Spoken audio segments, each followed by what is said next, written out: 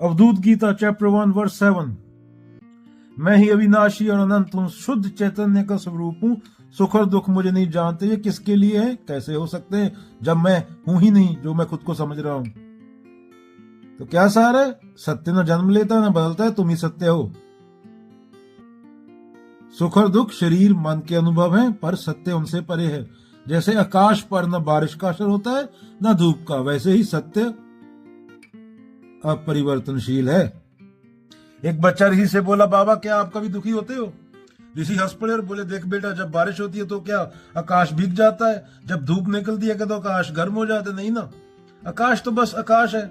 वैसे ही मैं सत्य हूँ, सुख दुख तो बादलों की तरह आते जाते रहते हैं, लेकिन मैं उनसे कभी नहीं बदलता। एक बच्चा था, हर सुबह आईने में देखकर कहता, आज मैं खुश दिख रहा हूँ, कभी कहता आज दुखी दिख रहा हूँ। एक दिन गुरु आए और उन्होंने बोला, बेटा चेहरा बदलता, आईना नहीं बदलता। कभी हंसी दिखती है, कभी आंसू, लेकिन दर्पण वही का वही रहता है। फिर गुरु बोले, आत्मा माने सत्य भी वैसा ही है, सुख दुख आते जाते हैं, वैसे ही चेहरे पर भाव आते हैं, पर सत्य तो शुद्ध चैतन्य है, ना बदलता है, ना घटता है, ना बढ़ता है। तो बच्चों, क्या समझाती है अवधूत गीता का ये श्लोक? कि हम सुख दुख नहीं है, हम उस दर्पण माने शीशे जैसे हैं जो सबको प्रतिबिंबित करता है पर खुद प्रभावित नहीं होता। बच्चों,